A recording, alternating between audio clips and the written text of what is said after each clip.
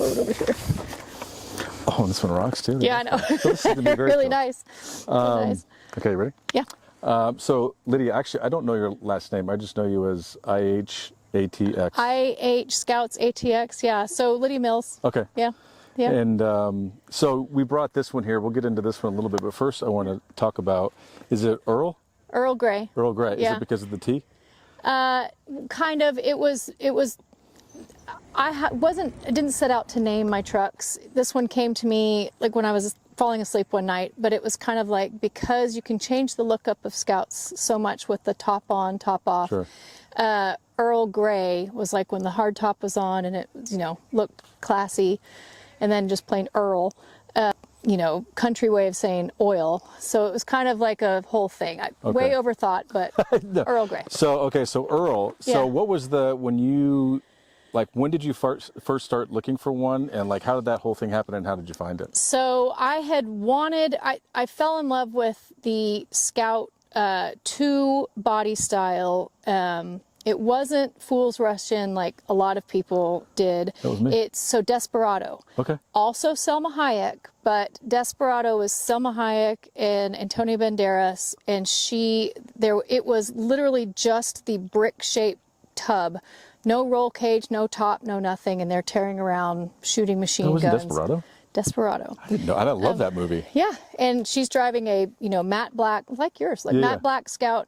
You should go watch it. But so it was that one, and then Fool's Rush In, and then Hope Floats was the 80. Yeah. And so it's like high school and then college. There was a guy that I had a crush on that had a Comanche, beat up, rough. And I joke, that I liked the truck more than the guy. But, It was the combination, maybe. It was just kind of like, so they were always kind of on my mind. And then as I got, older, had kids, whatever responsibilities, kids got older, and I would lose my mind when I would see one, out driving around and whatever. And it was finally just like a friend of mine that I worked out with at the gym was like, what are you waiting for? You have the means, you have the time, like, get the truck, like do it, like, live your life. And it was kind of like that helped motivate me, what am I waiting for? And I started researching because I was kind of sensitive about being a chick in the, kind of male dominated car world. So I educated myself, got the Scout Encyclopedia. Did you read it? I did. Did you? Okay. And because I wanted to show it prepared. And then I started the search, and I wanted to know what I was going into and what to expect, condition, price, all that stuff. I went out to Motor Car Studio in Atlanta, Georgia, and flew out there and drove one that they had for sale. And, the price from the condition was just not, I just didn't get the warm, fuzzy feeling. Sure. Which matters. I'm a big kind of follower of intuition, gut feeling. It was a 79, the bright blue rally stripe. It was automatic. It was, it was nice.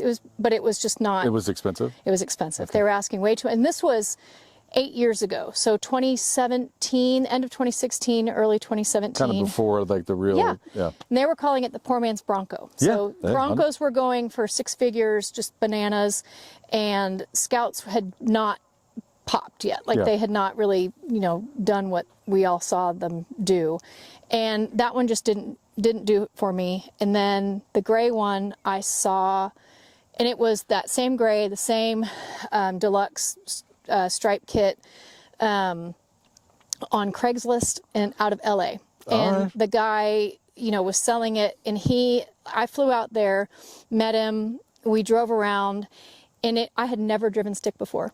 Ever. I was 40 years old. It's a manual, 4-speed manual. Okay. I'd never driven stick before. So did you learn how to drive stick on that car?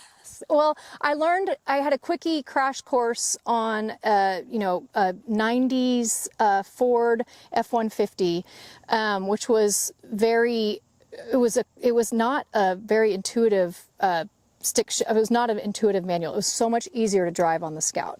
So I was kind of learning as I was going. And where I live, it's really hilly. Yeah. So were you a little nervous about it? Yeah. It was. I remember one story. I had my kids in the car. I was on a hill, and it was traffic, and there was a paper plate, brand new Mercedes behind me, and I stalled, and I just was sweating bullets, but Yes. I came out of it just fine. I was really proud of myself. Yeah. The whole thing, I was just proud of myself for just, finding it. But I met that guy.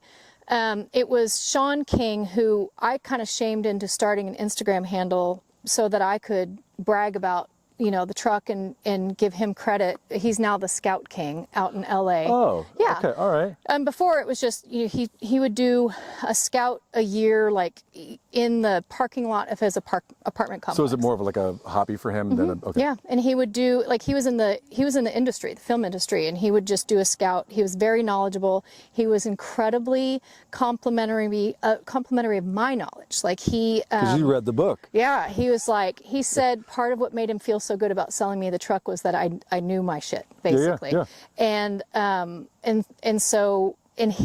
So we were driving around, we had lunch, and he was like, I cannot sell you this car without you driving it.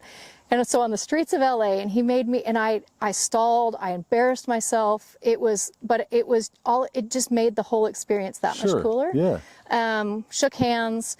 I flew home, wired the money to him. He put it on a truck, and I got it. I think it was February of 2017 I had it delivered. So I've had that one for almost 8 years.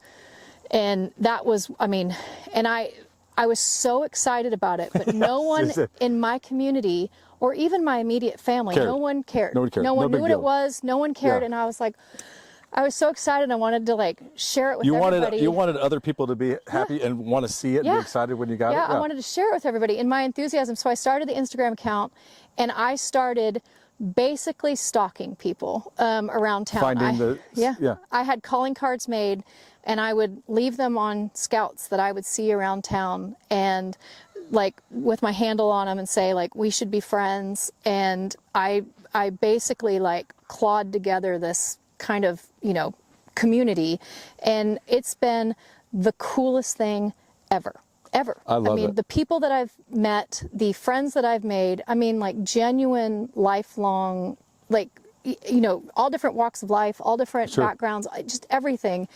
And it's been awesome.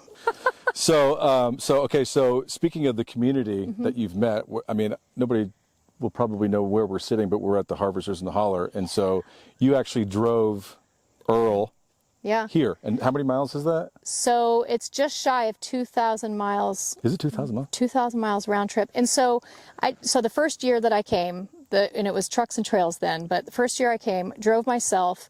I was so excited. I was so green. The furthest I had ever driven any car before that was an hour outside of Austin to San Antonio. That's the furthest you've ever driven? That's the furthest I had ever driven before. And I get in my 50-year-old vintage, my 1979 Scout and barrel up to Tennessee 1,000 miles. By yourself? By myself. I was kind of emboldened by just how excited I was to be part of this, this community and this meetup, but also so many people reached out to me along the way saying, I'm so-and-so, I'm here if you need help. And that was just the coolest feeling. I felt like I had a whole support system along the way. Well, I think what's neat too is, I don't know if it was you or somebody else that had an issue, right? And talk about having the right people around. Yeah. They'll be fixed in 10 minutes. Yeah. If they have, I showed up, and my, Dan Binder Boneyard was here, Levi was here. My radiator hose had swollen grotesquely. It looked like a snake that had eaten a large animal. And I cruised around that weekend for everything with it like that. And then before we rolled out to go home, another 1,000 miles, Levi swapped out the radiator hose for me. That was, and after doing this whole event, everything, he took the time out of his Sunday morning to do that. And it's just, that's the takeaway from this, is that these people will literally do anything for each other. It really is an amazing community. So when you're making that drive, what do you, because it's an old, are you listening to music? What's going on? What's funny is that you get to know all the rattles and all of the wind noise and all of that kind of stuff. And I was just kind of I wanted to get to Little Rock before dark, and I didn't make it. And Little Rock, the construction, I swear it's been going on forever. We drove through Little Rock, and it's still the same barricades, the same terrible roads. There was a FedEx driver that straddled the line and I felt so much safer because of this guy. Yeah. And I actually took a picture of his number and I called, and Did the you FedEx, really? they said, we don't have a protocol for compliments. We only get complaints. That's and it. I said, this guy needs to be recognized because I'm here in this little tiny, with gazillion 18-wheelers. I'm in this little tiny vintage car, and he made me feel so much safer on the road. But I listened to Green Lights, the Matthew McConaughey book on tape, which, it's hard with the wind noise and stuff like that. Like I could kind of follow along, mostly just music and just kind of my own thoughts. Like windshield time is the best, like therapy almost. Like I was talking to Michael a little bit about this. It's like, again, I only drove 2, you drove much longer, and she was saying how tired she was. And I think it's because in an old truck like that, you're really paying attention, whether you know it or not, you're using your mind a lot more.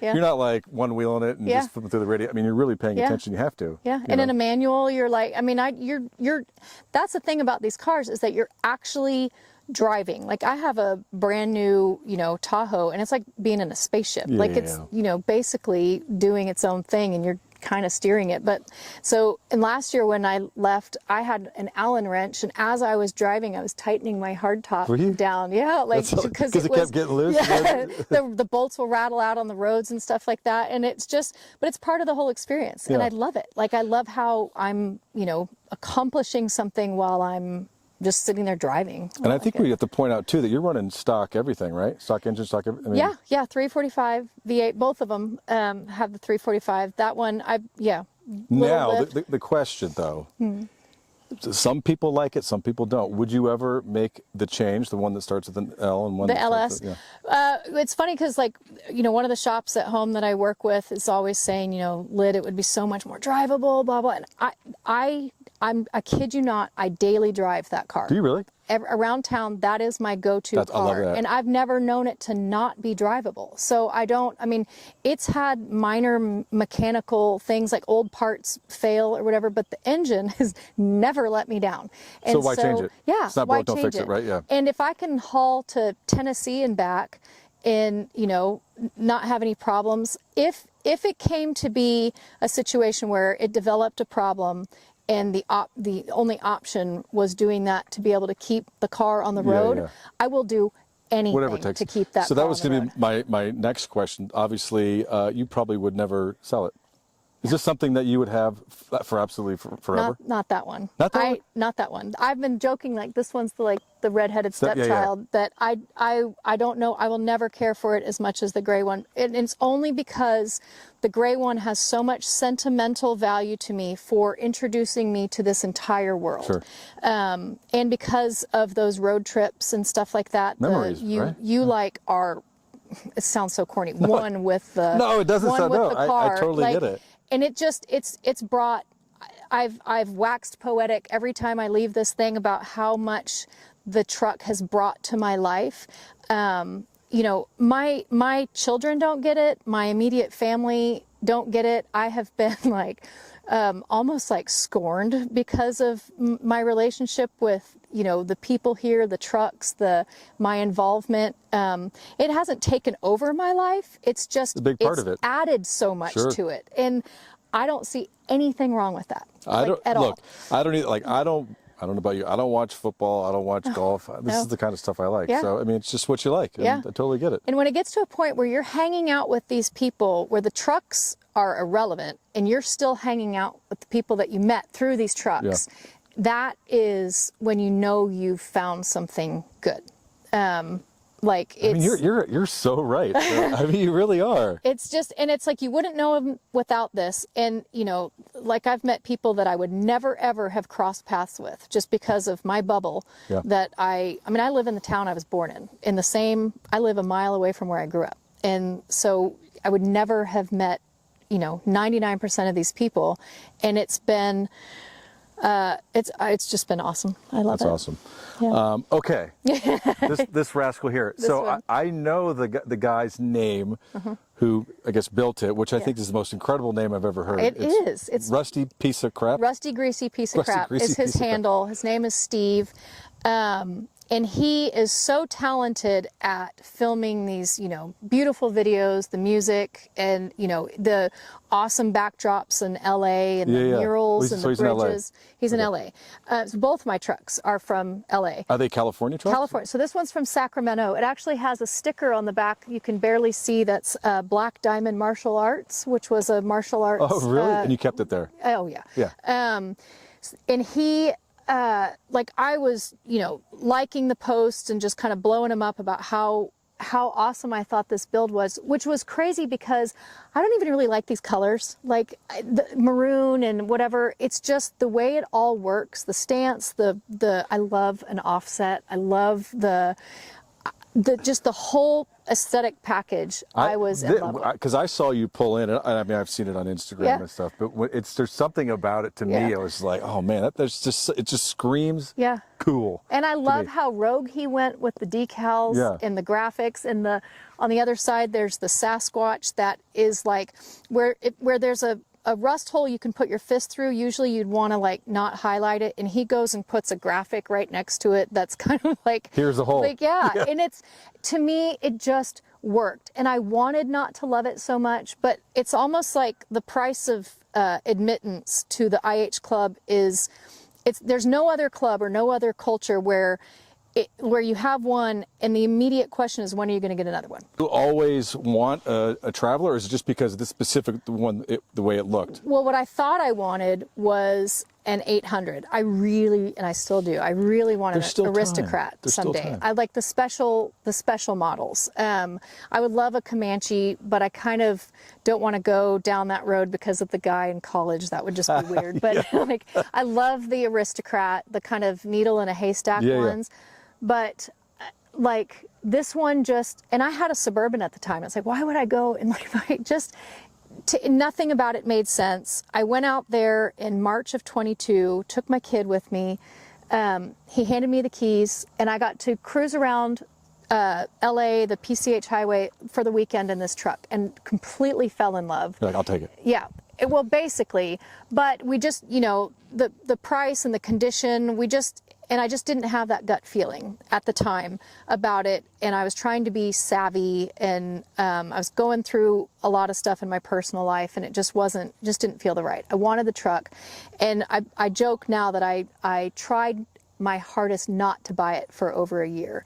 And then he reached out and said he was coming to Texas, or that he put it out on Instagram that it was for sale again. And I was like, oh, you're like, I don't want anybody to get that. I don't want and then the timing kind of made more sense. And, things in my personal life were still just crazy, but it made sense at the time. And he said, look, I'm coming out to Texas. I have to pick up an engine. I'll deliver it to you, which that right there, transport is a lot. And it was just kind of like, he's like, I really want you to have this truck, Lydia. And I was like, I really want you to have this truck. And so it just kind of fell into place. It was a very meant to be feeling. And we were in agreement on the price, and the transport, for me, not even having to deal with that was nice. And it just kind of fell into place. And I'm, again, with the gut feeling, and it was like, it just worked. So June of 23, a year and 3 months later, and it was mine. So do you have any future plans with it? Or just leave it alone? This one I'm kind of leaving alone. I don't plan on ever taking the top off. And I kind of thought I wanted a roll cage in it, mostly for 3-point seat belts. Yeah. I do have kids and safety and stuff. I did cosmetic stuff. I'm big on the dash being very clean, very functional. I just want it to kind of disappear. And so I did fix up the dash. I just installed AC. You got AC? Because in Texas it's hot. It was hot here today. Yeah, it was. A little hot. I didn't drive this one a lot this summer because you got Earl and you drive him every day, right? I mean... And I take what's crazy is that I have AC in Earl, but I take the top off of that truck in the spring and the summer because the air, it's cool enough, and it's nice to drive even if it's hot outside. And then I put the hard top on in the fall and the winter. Do you have a hoist in the garage? I do. Yeah, a friend, this guy, another scout guy, helped. He's a carpenter, home builder by trade, and he helped me design and build the hoist. That has been a game changer. I can do it myself. The entire thing I can take do on. you have like, okay, it's, I don't know, September 1st comes up and then whatever it is? Usually, well, I used to put, when I would bring it here, I would put it on a lot earlier than I normally do. Usually it's around, like, it doesn't start getting really pleasant in Austin until about November or whatever, so it's nice to drive it in the cool. Well, I think if you drive it that far without a top, you look like me, because that's what I did. I was I can't even imagine it. You see the people that have come from like Canada and stuff like that, and they get out of the car and they look a little bit like zombies for the first couple hours, because they're just vibrating from the noise and the wind. I mean, and with no top, I mean, you can put the radio on, you're not hearing much. It's just a constant, No, but it's still also part of the experience. Absolutely. I've driven it without the top on for a few hours, a trip, and it's still fun. It's still part of it. So if money were no option, like what would be, I think you already said it, but what would be like the ultimate scout or traveler for you? Ultimate.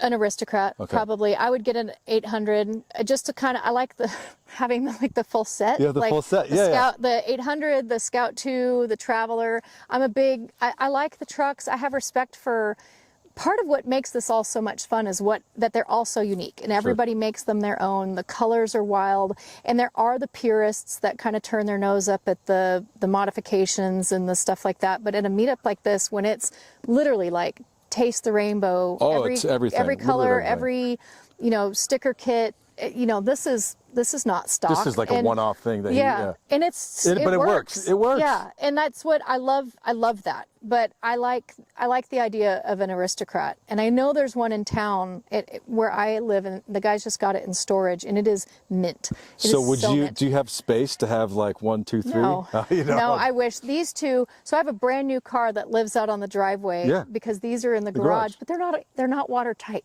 Yeah, so, I mean mine are in the garage. My car's outside, so it should be. Yeah, I think so. So they're special.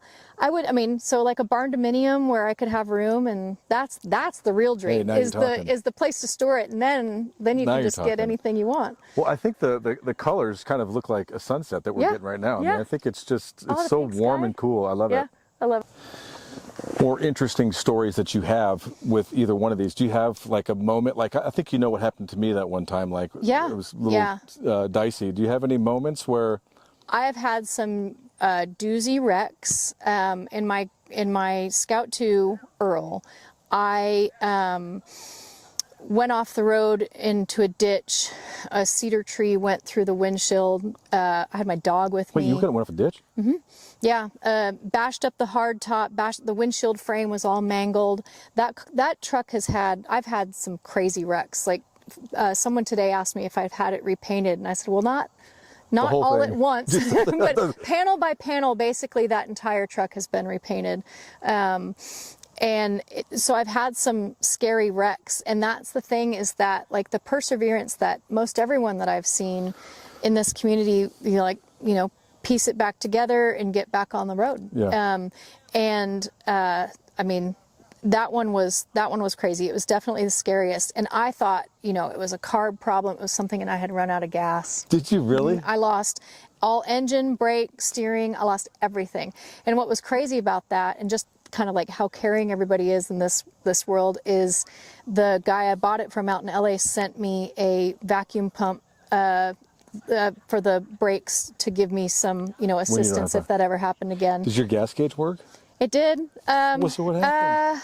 Weren't paying attention? No, it wasn't. None of them worked. Does yours? Mine's never worked. No, I mean, I've never known one to work. It's always like a quarter. I had just come in from vacation. I picked up my dog from the kennel, and it's on a steep hill.